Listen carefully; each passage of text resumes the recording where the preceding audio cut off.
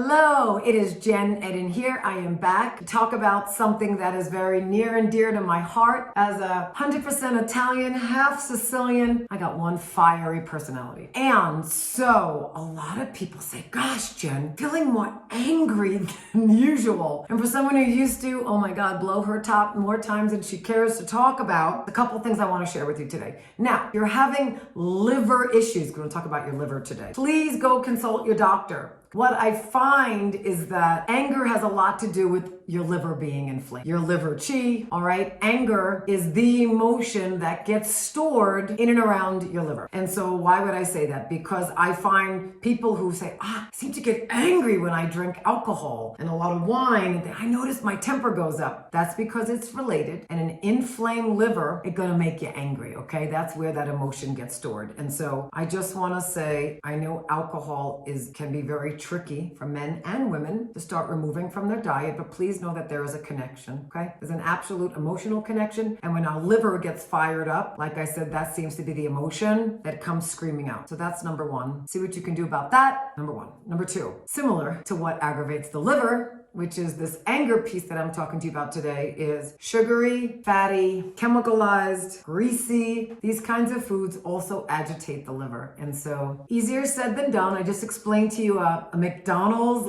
Big Mac, or that's a Burger King Big Mac, yeah? And these fries and whatnot. But please know, while I could talk about 100 different things about where anger comes from, what I really want to talk about is our food definitely plays a role in anger, our food, okay? So see what you can do about limiting, reducing, and eating more fresh fruits, organic, please, more vegetables, organic, please, but having that in place of these chemical, greasy, sugary foods. They are affecting you. And when you eat that stuff, we tend to also then crave alcohol, which I just shared, is also affecting and making you angry, okay? And so that is number one. Number two on anger, must be said, is that what is going on underneath anger is sadness, okay? I've been trained on this and I've seen it for myself, and maybe today you'll go, anger, just try this on for today. Anger is unfelt sadness. So we have something that happens in our life and we get sad and we don't fully process it, and then it hardens. We become bitter and angry about things. But if we can just take the lid off the anger and look inside what's going on, there's something typically that we feel very hurt about. And so if you could start eating more whole foods, simple stuff I just talked about, and just start noticing when you're blowing your top around anger, if potentially there's something that you can start connecting with, I really feel sad about my husband or my wife or my spouse, or something that's happened to your business, or God forbid a kid, or let's just say maybe someone lied. That was always a big thing for me. Like, someone lies, I blow my top. But I'm really not angry about that. I'm sad that I grew up in a family where I had a father where he just lied all the time. True story. And so could you see how I'm angry, but really I'm sad, because underneath the anger